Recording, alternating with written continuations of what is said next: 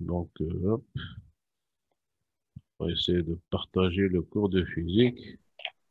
Il est où le cours de physique?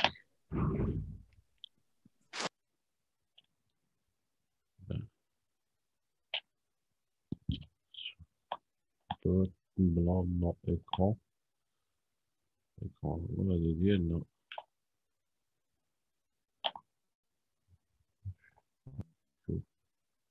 Afficher toutes les fenêtres. Liste. Donc,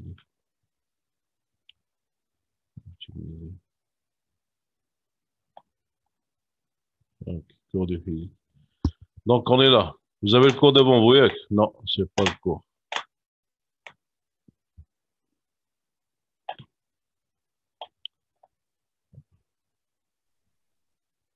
Donc là, vous avez le cours devant vous, oui? Est-ce que vous m'entendez? Est-ce que vous m'entendez? Oui, monsieur. Oui, monsieur. Donc, on est arrivé au déphasage.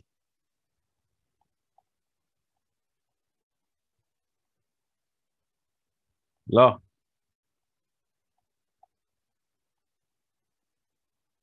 OK. Donc, alors, un petit rappel. Donc, nous travaillons actuellement sur le circuit linéaire en régime sinusoïdal.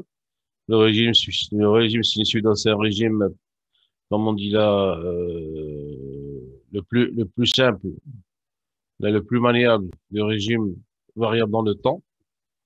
OK? Donc, n'importe quel système variable dans le temps linéaire peut être décomposé en forme sinusoïdale. Et généralement, une forme sinusoïdale, elle s'écrit A sinus oméga t plus phi ou la A cosinus oméga t plus phi. OK? Et donc, elle est caractérisée par quoi? Par une amplitude et une phase. La phase à l'origine, ça veut dire quand t est égal à 0, c'est phi 1. OK? La phase à l'origine, c'est phi 1. Pourquoi? Parce que t est égal à 0. C'est à l'origine. OK? Et cette phase à l'origine, on peut la, comment on dit là? C'est maniable. On peut l'éliminer on peut l'éliminer, non. Comme on s'est dit là, on peut la prendre égale à 0. Parce que cette phase-là n'a aucune signification physique. Vous allez voir que si on prend un signal à part, tout seul, cette phase-là n'a aucune signification physique.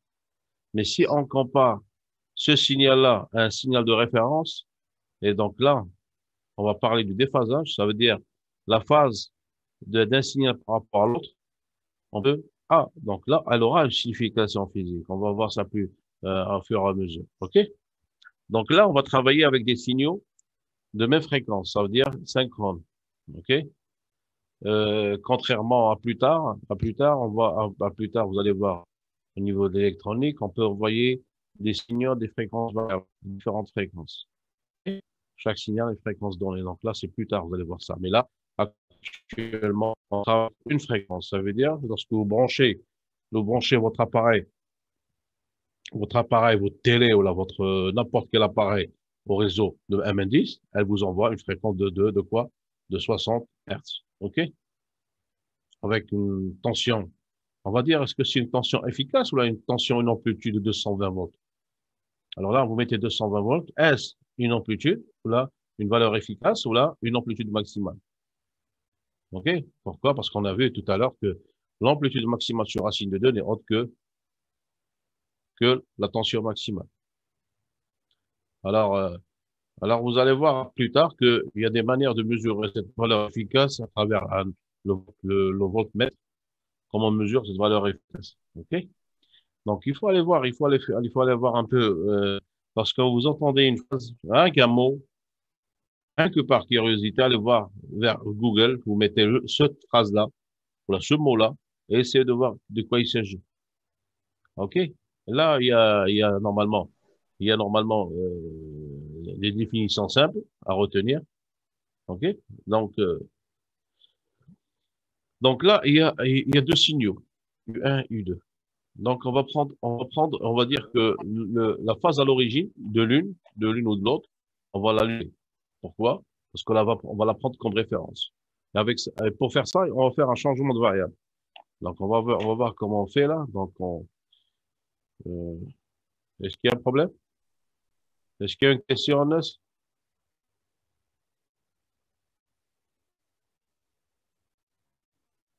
Oui, est-ce que vous êtes là?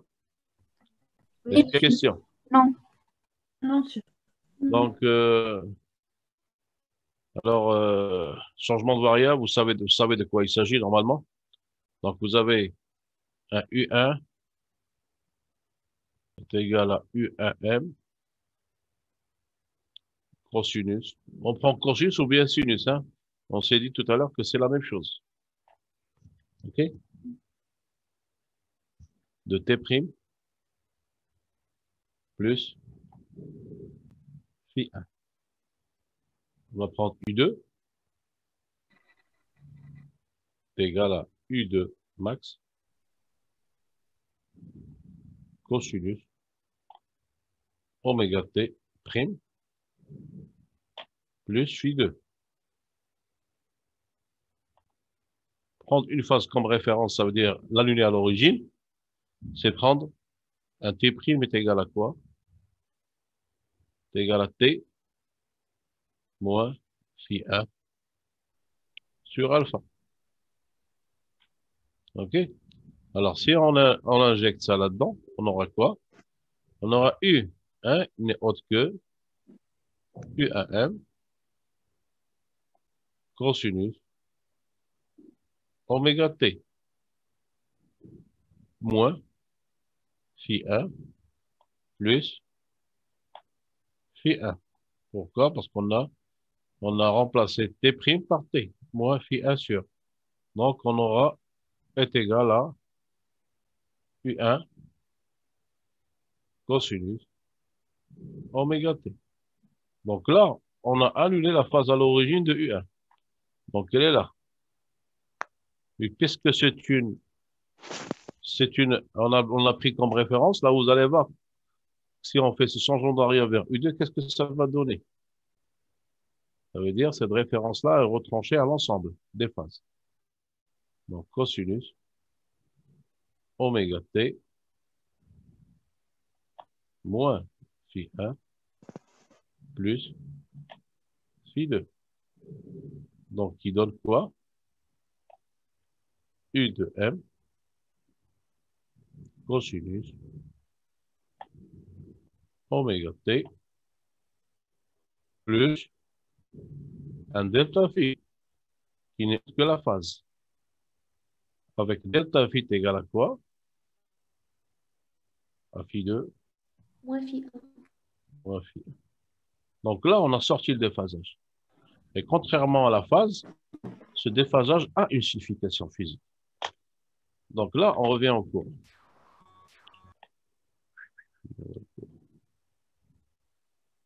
Ah, ok. Donc là, on a fait. Oui?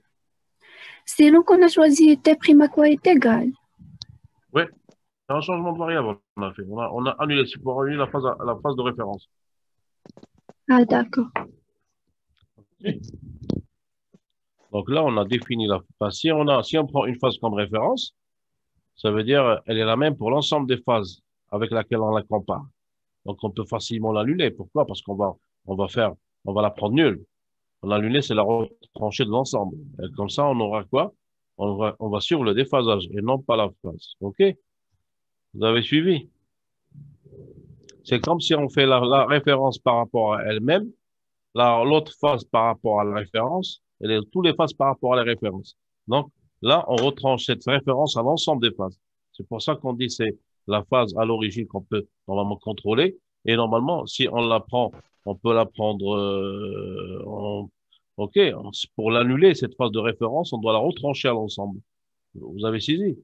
Si on prend une phase de référence, pour qu'on l'annule, on la retranche ensemble. OK? Pourquoi? Parce que l'ensemble est comparé par rapport à cette référence-là. Vous avez saisi?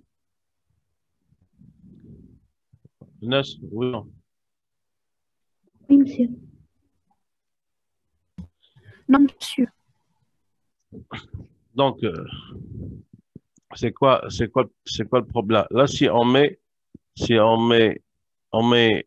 par exemple, on a vu avant, c'est la tension de référence et une tension quelconque située VA, V. Donc, qu'est-ce qu'on fait, nous?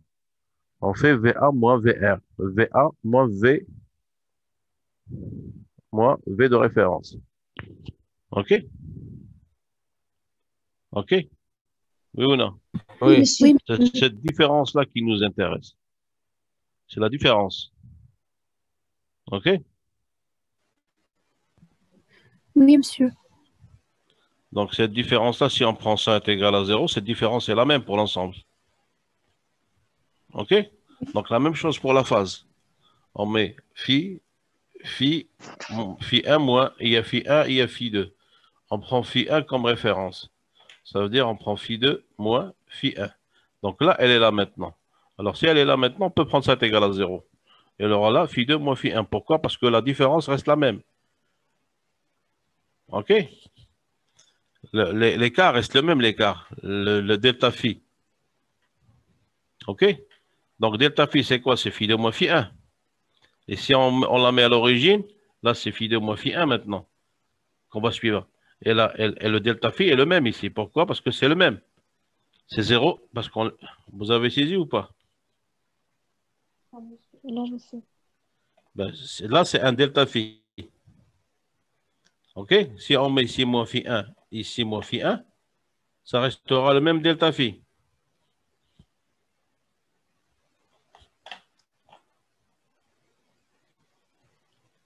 On prend en valeur. Si on prend ici 30 degrés et ici 70 degrés, là, le delta phi, c'est combien? C'est 40 degrés. 40. Le delta phi. Alors, si on met moins 30 ici, donc moins 30 ici, c'est 0. Ici, c'est moins 30, c'est 40. Donc, le delta phi, c'est combien? C'est 40. C'est 40. Alors, maintenant, vous avez saisi ou pas? Donc, si on prend une phase comme référence, et on peut l'annuler, si on l'annule, ça veut dire on la retranche à l'ensemble des autres phases. Pour garder quoi? Le déphasage, quoi? Constant. On peut travailler avec 30, mais c'est comme si on ajoute une inconnue de plus. Vous avez saisi. Mais si on la retranche à l'ensemble, cette inconnue-là, on la connaît maintenant. C'est combien? C'est 0. OK? Si on a 30 phases avec la phase de référence, si on fait cette approche-là, on aura 29 phases à chercher. Alors, on a annulé une phase. Pourquoi? Parce qu'on l'a pris comme référence. Vous avez vu? Vous avez Oui, compris? monsieur. Alors, c'est pour ça qu'on prend une référence. C'est pour éliminer ou normalement passer de n inconnu à n-1 inconnu. OK? À n moins 1 inconnu. Donc, on continue le cours. Donc là, le déphasage de U, ça c'est le déphasage de U2 par rapport à U1. Cette différence de phase entre deux grandeurs est donc à une signification physique claire. Elle indique le décalage entre le maxima de U1 et de U2, comme on va voir plus tard, plus bas. Donc, dans l'exemple 4, plus bas, il est là. Donc, dans l'exemple 4 qui est là, on peut réduire un peu. On ne peut pas réduire plus que ça. Donc, OK. Donc, U2, et on avance par rapport à U1.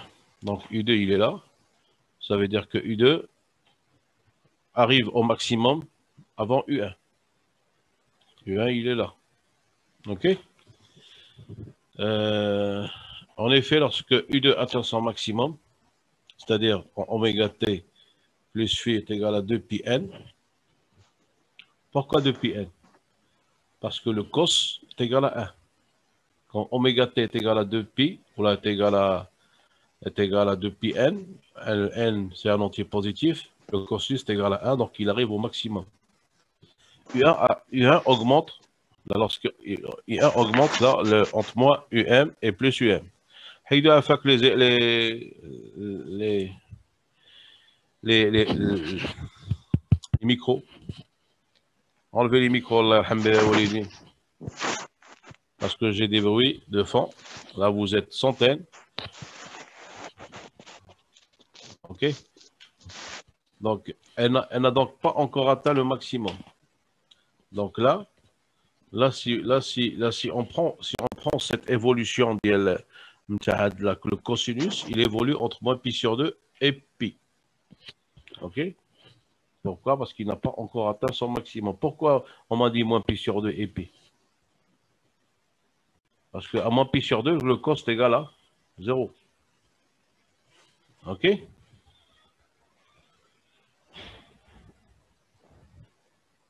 Ça, c'est là. واحد دقيقة.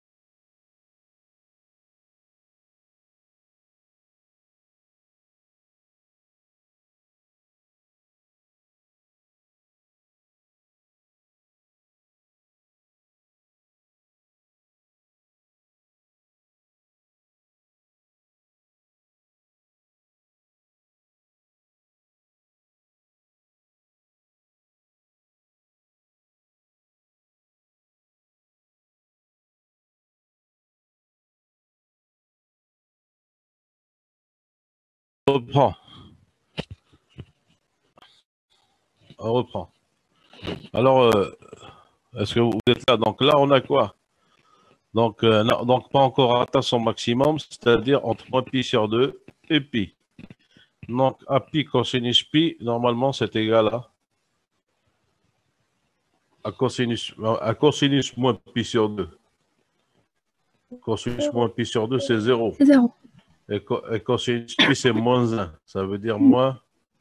Donc, c'est entre moins U1 et 0. Donc, lorsque l'un a atteint son maximum, l'autre, il est encore en train de monter. OK? Il n'a pas encore atteint son maximum. Donc, c'est là le déphasage est donc positif. Donc, oui, parce que phi1, phi2 moins phi1 est positif. OK? Donc, on peut dire déjà, c'est pour ça qu'il est tendance, parce que c'est positif. S'il est en négatif, on peut dire qu'il est en retard. Donc, si on choisit exprimer dans l'intervalle moins pi sur pi, pourquoi? Parce qu'on a déjà ça. La phase du sinus, comme on a défini au début, varie entre moins pi et pi. Donc, c'est déjà la définition au début, c'est là.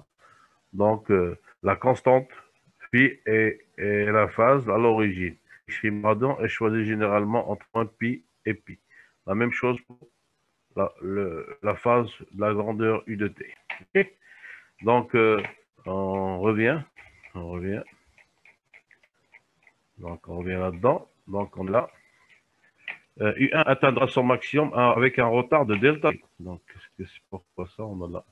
Donc, veuillez déplacer cette fenêtre loin de l'application partage. C'est quoi cette fenêtre? OK. Donc, je sais pas.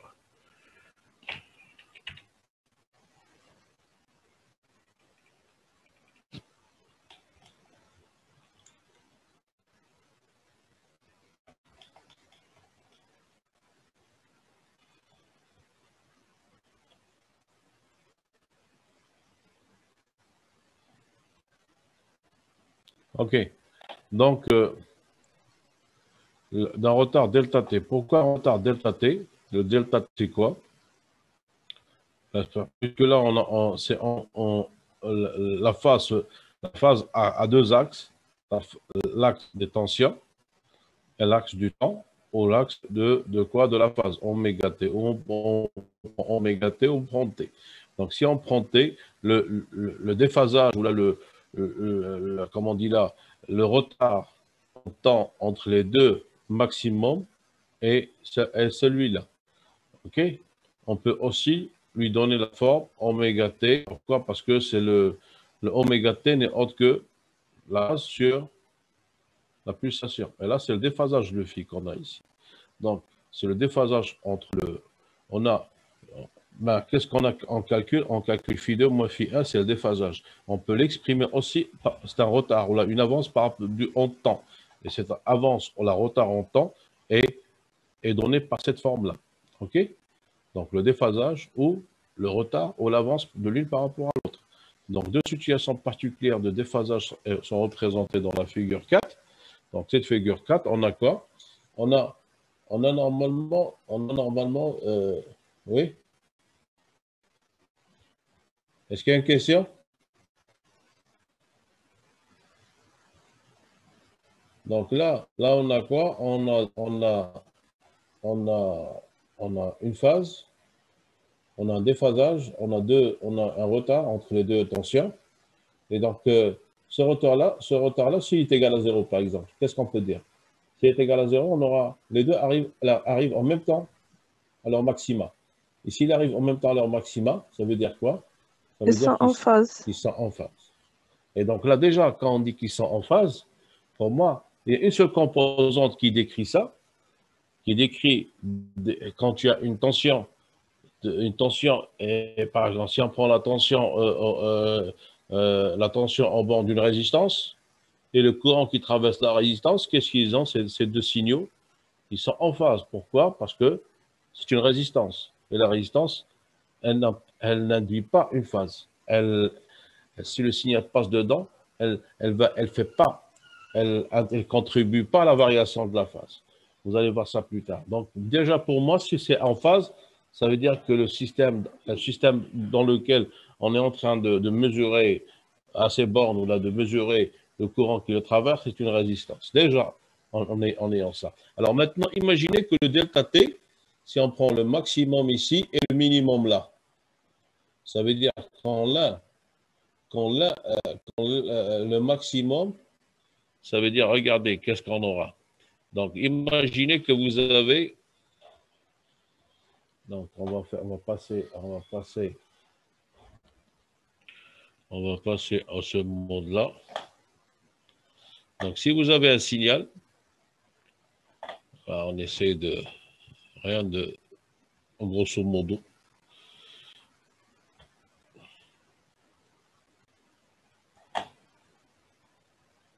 OK. Et vous avez un autre?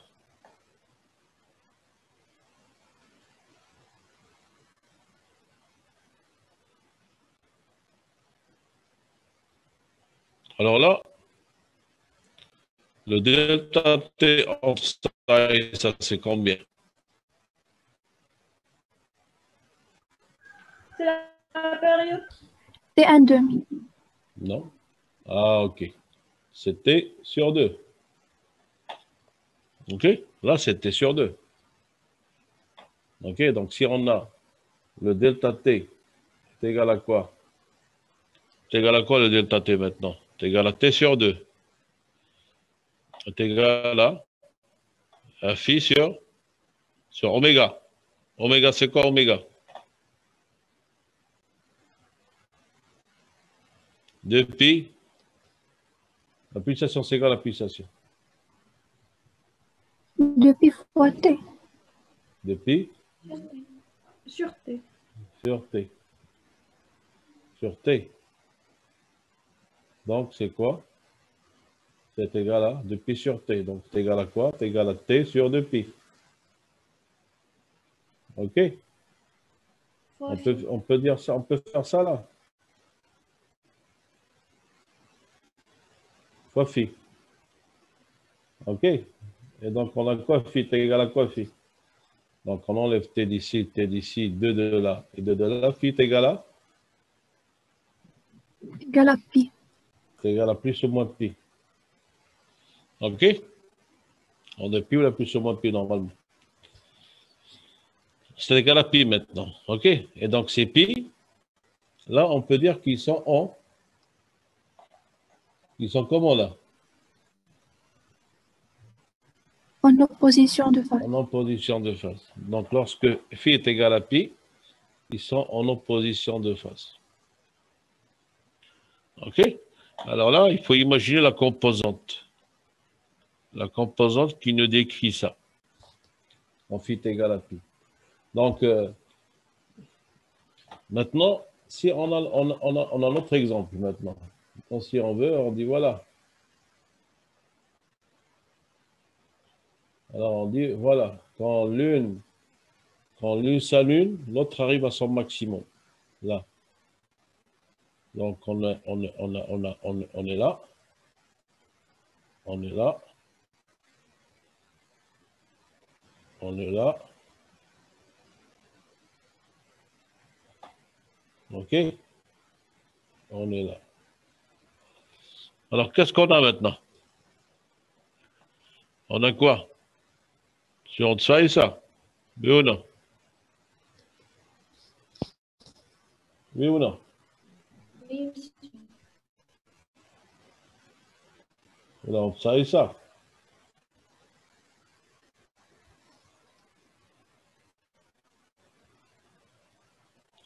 Laquelle on va prendre?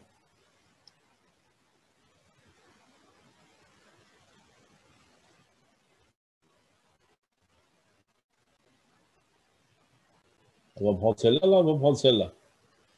Là, si on prend celle-là, c'est quoi? Ben là, déjà, si on prend celle-là, c'est quoi? C'était sur? T sur 4. Donc ici, c'est T sur 4. Et si on prend celle-là, c'est quoi? 3pi sur 4. 3T sur 4. Alors nous, on va prendre celle-là au début. Ça veut dire que T sur 4 est égal à quoi? C'est égal à phi sur oméga. Phi est égal à quoi? C'est égal à oméga T sur 4. C'est égal à quoi? C'est égal à 2pi sur T fois T sur 4. C'est égal à quoi? Phi est égal à pi sur 2. Ou, si on prend l'autre, phi est égal à 3pi sur 2. OK? Oui ou non? Oui, oui. Donc là, si on a ça, là déjà, là si l'un passe par le et l'autre par son radic, il est en quadrature, on appelle ça, il est en quadrature de phase. Alors on a le cas où phi est égal à pi sur 2 et le cas où phi est égal à moins pi sur 2. Pourquoi on parle de pi sur 2 ou la moins pi sur 2? Le cas de lorsqu'il est en avance ou lorsqu'il est en retard. OK? Donc, on revient au cours. Est-ce qu'il y a des questions à propos de ça? Donc, on a ça. Donc, Monsieur, s'il vous plaît, oui, pour delta t est égal à phi sur oméga, oui. phi, c'est delta phi, normalement. Bon, là, on oublie qu'il y a le phi. Maintenant, on a pris la phase directement. Ça veut dire que ça, c'est la phase, c'est le delta phi. Mais on l'a écrit, mais pourquoi? Parce qu'on maintenant, dans ce cas-là, on a enlevé on a remplacé phi de moins phi 1, le delta phi par phi. OK, c'est le delta phi, mais c'est phi normalement, on l'écrit. C'est une notation. Mais là, c'est le déphasage, c'est Oui, delta phi. d'accord. OK? D'accord. Donc là, on continue, donc on est là. Maintenant, le circuit RC en régime sinusoïdal, ce que vous avez vu tout à l'heure dans la figure 1, on l'a refait pour un régime variable dans le temps, il est là. Donc, l'équation, le signal d'attaque est celui-là, avec une phase qu'on a pris à l'origine nulle. Le delta phi, le phi 1 plus phi 1, le phi 1, on l'a annulé. Donc, il nous reste uniquement ce signal-là. Et donc là, on a l'équation qui régit ça. Ben, l'équation loi des mailles, ici, c'est quoi? C'est RI plus U est égal à 1. On a ça. OK? Et si on remplace, on a dit que l'équation différentielle qui régit un circuit peut être décrite ou bien comme solution, ou bien en tension, ou bien en courant, ou bien en charge. Donc, dans ce cas-là, on a pris la charge, on a trouvé que l'équation différentielle est écrite sous cette forme-là. OK? Et donc là, vous avez, en régime transitoire, vous avez toujours ça veut dire en régime transitoire, ça veut dire la solution sans second membre, elle est là, c'est celle-là. Est-ce que vous avez fait ça avant? Oui, monsieur. Est-ce que vous avez résolu ça avant? Oui, vous devez le dire oui. Et donc là, la solution avec second membre est là, et la solution générale, c'est celle-là. OK? Pour la charge. Alors là, vous devez maintenant prendre les conditions. Les conditions pour déterminer A et B. Pour les constantes d'intégration, elles s'obtiennent d'après les conditions initiales. Donc là, t est égal à 0. A même et les constantes s'obtiennent par identification. Donc là, je vous ai fait ça avant pour la figure 1, pour la solution, pour la résolution de la figure 1. Oui ou non?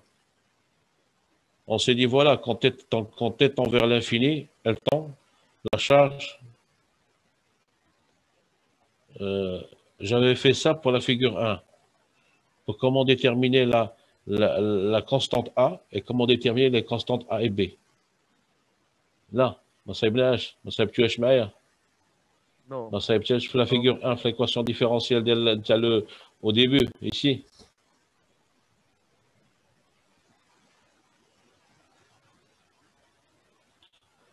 Ici, figure 1. Ici, là, pour montrer que c'est dans ça. Est-ce qu'on l'a fait ensemble ou pas? Donc là, c'était A exponentielle. On avait A exponentielle. Ici, on avait quoi? La solution avec sans second membre donné A moins T plus moins T sur phi. OK? Alors, on a mis un plus à 0.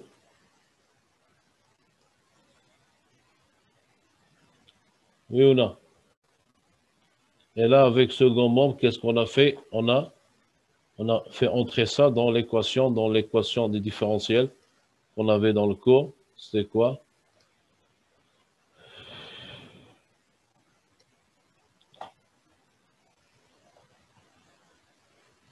On avait entré ça dans RC DUS sur DT plus US égale à E. Donc, on a fait la égal à E. OK? On a fait ça, c'était US. Proposé, ça, c'est la solution sans second membre. Alors, pour trouver la solution avec second membre, on l'a injecté là-dedans. Et on a trouvé que le A n'est autre que le A n'est autre que le Moins E. moins E. OK? Donc, on a fait A est égal à moins E. OK? Et là, après, on a fait quoi? On a fait les conditions à t est égal à 0. C'était quoi? À t est égal à 0, le US est égal à 0.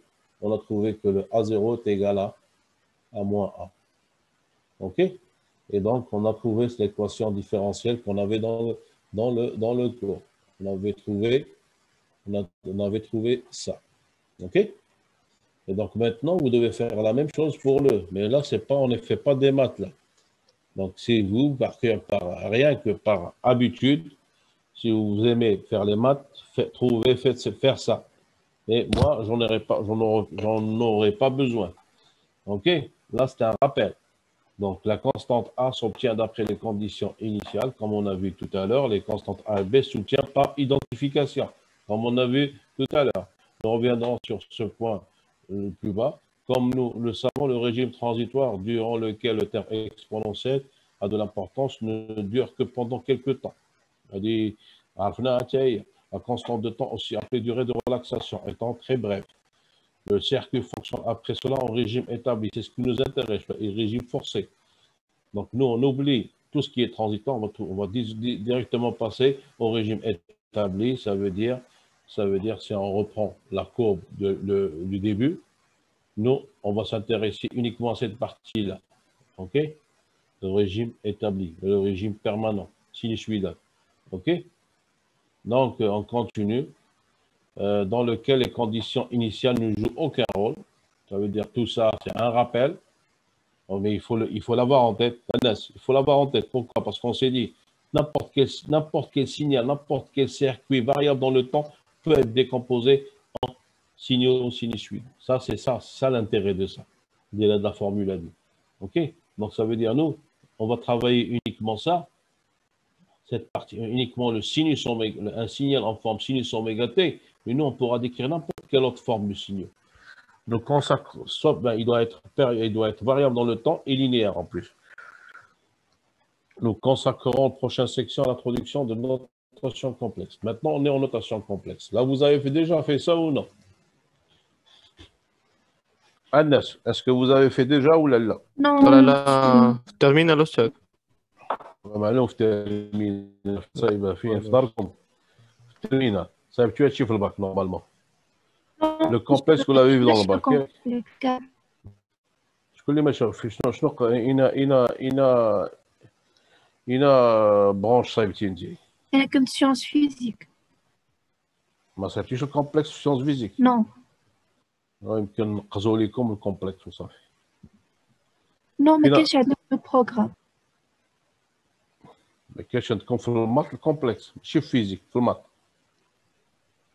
Non, non, quel est le maths? هو هذاك سي الميم.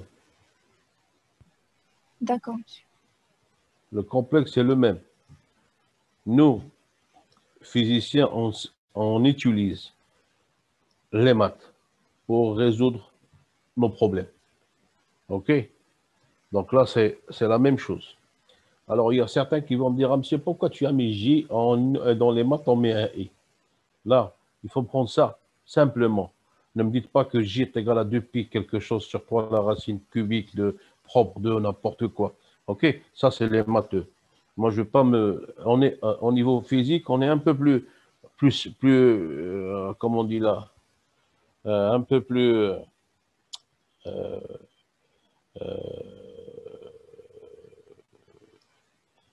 comment on dit,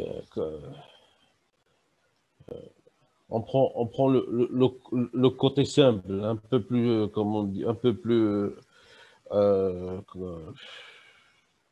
ben, vous avez compris, je pense. On n'est pas, on simplifie les choses, ok? Et donc, il faut prendre ce qu'on vous dit uniquement en lettres. Il ne faut pas essayer de comprendre. C'est pas la racine, ben, parce que normalement, l'autre groupe m'a dit, J est égal, c'est pas le I. Non, nous, on dit quoi? Au lieu d'écrire J, le d'écrire I, on écrit J. OK? Nous, le complexe, on le note J. Et non pas I. Parce que, pourquoi? Parce que le courant, pour nous, c'est le I. La densité de courant, c'est J. Bon, on ne l'utilise pas souvent. Mais alors que le I, on l'utilise souvent. Alors, au lieu de mettre un I pour le complexe, nous, on met le J. OK? C'est simple. Vous avez saisi ou pas? Oui, monsieur. Alors, qui c'est qui a fait en maths la racine cubique de 1 ou la de 1? Qui c'est qui a fait ça? Vous l'avez fait au bac? C'était même un exercice normalement dans le bac, non? Agnès, واش معايا 100 C'est quoi la 103 question? Non, non, هاد monsieur. l'égalité entre J et I. Non, ما عملناش. Non, ما monsieur. عملتي واش مزيان ما عملتي واش باش ما تحمقوش راسكم. Ok. Alors là, je vous dis, voilà, au lieu de mettre la notation non complexe, c'est le J au lieu du I. On aura donc J carré est égal à moins 1. Ok. Au lieu de prendre I carré, on prend le J carré est égal à moins 1. Ok. En mathématiques, à être I, mais on change ces conventions en électronique pour qu'il y ait pas de confusion avec le courant I. Voilà, saisissez ça. Rappelons les différentes manières d'écrire un nombre complexe. Donc là, les différentes manières d'écrire un nombre complexe que ce que vous avez normalement un nombre complexe, Z est égal à quoi? Est égal à A plus J B.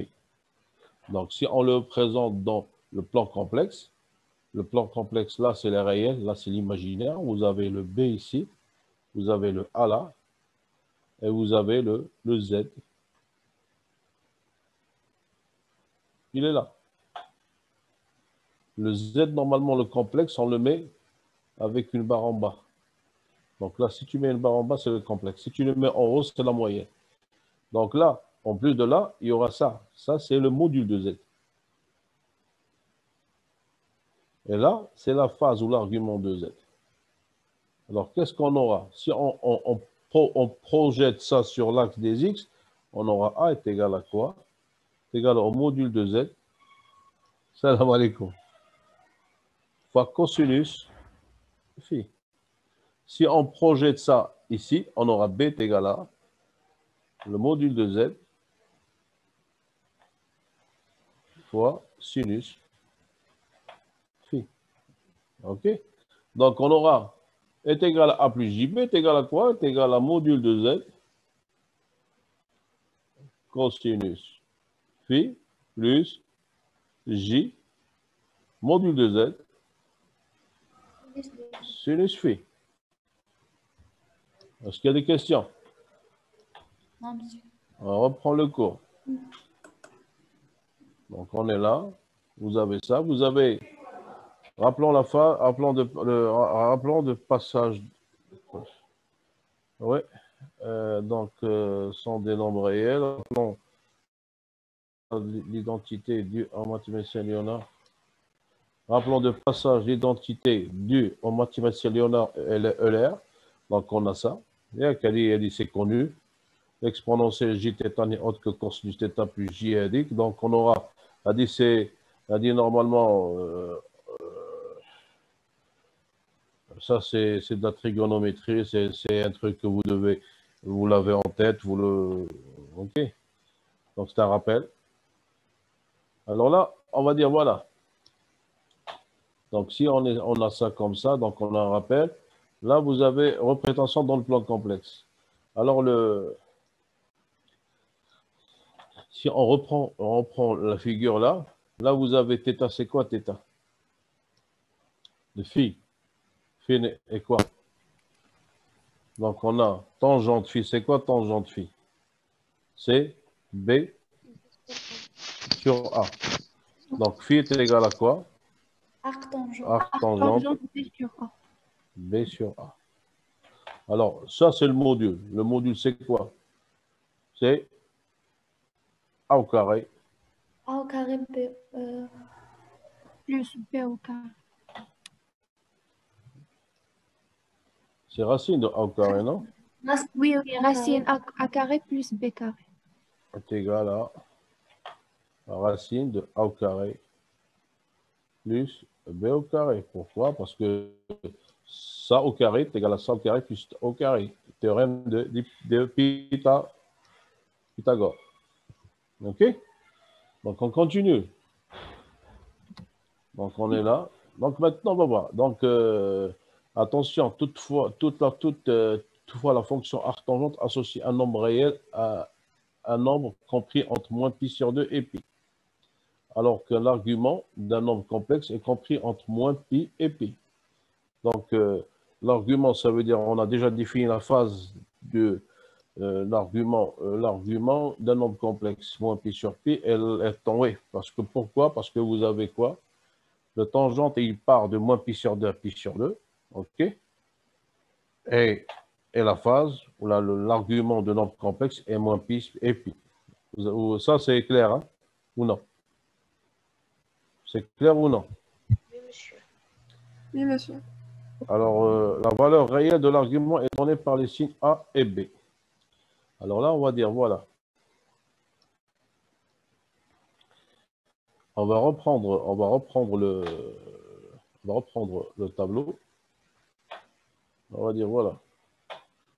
Vous êtes dans le plan complexe ici.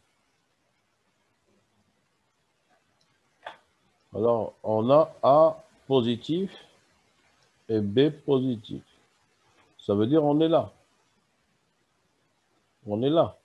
On est A positif, il est là, quelque part là, et B positif quelque part là. Donc, θ est égal à quoi? Arc tangente B sur A. OK?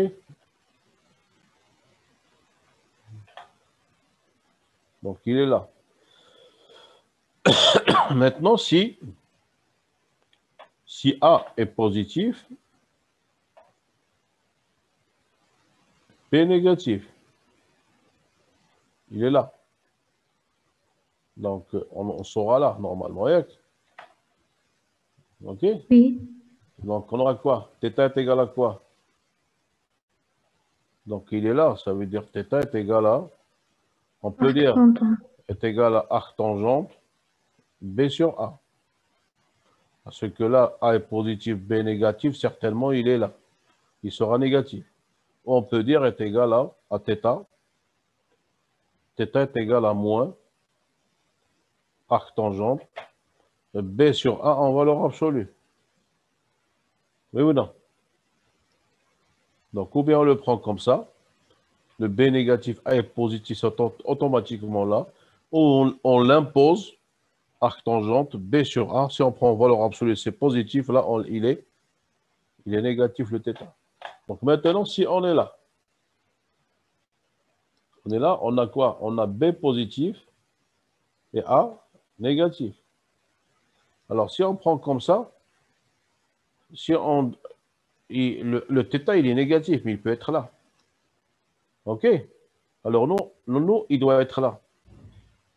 Parce que B est positif et A est négatif. Oui ou non? Alors, on ne veut pas qu'il soit normalement négatif. Le θ doit être positif. Alors, qu'est-ce qu'on prend? On prend un pi et on retranche quoi? Arc. Voilà, on met plus, arc tangente, B sur A. Alors ça, c'est négatif. Donc pi, on lui enlève un truc négatif, il sera quelque part là. OK? Parce que ça, c'est négatif. Donc pi moins un angle, donc il va quoi? Il va passer de ce côté-là. Ou on peut dire est égal à pi moins arc tangente, quoi? La valeur absolue. Valeur absolue de B sur A. Pour qu'on impose qu'il soit dans ce côté-là. Maintenant, lorsque A est négatif et B est négatif, il se doit être là. Donc, on fait quoi? Le θ est égal à quoi? θ est égal à pi moins arc tangente B sur A. OK? Pourquoi? Parce que B sur A est négatif. Et donc, B sur A est négatif. Donc, c'est un plus, normalement, là. C'est un plus. C'est un plus. Pour la première, c'est un moins. Ah, OK. Donc, là, c'est un plus. Ici, là. Ici, c'est un plus. Pourquoi? Parce qu'il doit être le pi plus un angle. Le pi plus un angle, il doit venir là. Et pour qu'il y ait pi plus un angle, ça doit être positif. Le B est négatif et le A est négatif. OK? OK? Monsieur, pour P supérieur à 0 et A inférieur à 0, c'est pi moins arc tangente P sur A. Pour B supérieur à 0 et A inférieur à 0, il faut que pi moins arc tangente P sur A. arc tangente B sur A. Oui. Donc, si je prends ça comme ça, vous dites que ça doit être comme ça. Alors, si je prends comme ça, B est négatif, ça va être un plus là-dedans. Donc, le pi plus, ça doit augmenter. C'est pour ça qu'on a mis un plus là-dedans. Pourquoi? Parce qu'il y aura un signe moins qui sort. Il y aura le Monsieur, moins. pour le cas précédent, pas ce cas. Ce cas-là, là, attends. Là, tu parles. Là, tu parles ici, là. Ce cas-là. Ah oui, Là. Là, c'est A est négatif, B est positif. On est là. Et si on veut que ça soit là, il faut qu'on prenne pi moins un angle. Pour oui, monsieur. remonter. Et donc là, Oui, arc tangente B sur A. Et si arc tangente B sur A est négatif, c'est un plus, ça descend. C'est pour ça qu'on met le plus. Parce que B est négatif. Pour avoir pi moins un angle. oui, monsieur. OK? Correct? Ah oui, oui. OK, donc A ici c'est A plus, ici c'est pi. On va mettre moins ou le plus. Plus arc tangente B sur A. Pourquoi? Parce que A est négatif, B négatif, A est négatif. Ça veut dire un plus, ça va vers le bas. Là, c'est pi. Là, c'est combien là? Là, c'est moins arc tangente. Là, c'est arc tangente B sur A. Et là, c'est arc tangente B sur A. Et pourquoi là? Parce que ici, c'est positif, ça reste là. Ici, c'est négatif, ça descend ici. OK? Donc ici, vous mettez ici. Donc ici, c'est arc tangente B sur A. C'est le même là et là. Alors, si on met une valeur absolue, si vous mettez la valeur absolue, ça veut dire ici, c'est arc tangente B sur A. Ici, c'est moins arc tangente, valeur absolue de B sur A. Alors, si vous mettez là, c'est pi moins arc tangente, valeur absolue de B sur A. Et si vous êtes en bas, c'est A tangente B sur A. La pi plus arc tangente B sur A. Est-ce que vous suivez? Donc, si on prend valeur absolue, on impose le signe. OK, il est là, parce qu'il a valeur absolue. Sans valeur absolue, c'est ça. C'est négatif. Là, c'est la même chose. Là, avec valeur absolue, c'est ça. Sans valeur absolue, c'est ça. Ça, c'est sans valeur absolue. C'est la même qu'ici. Pourquoi? Parce que A et B est positif. Est-ce qu'il y a une question? Donc, on est là.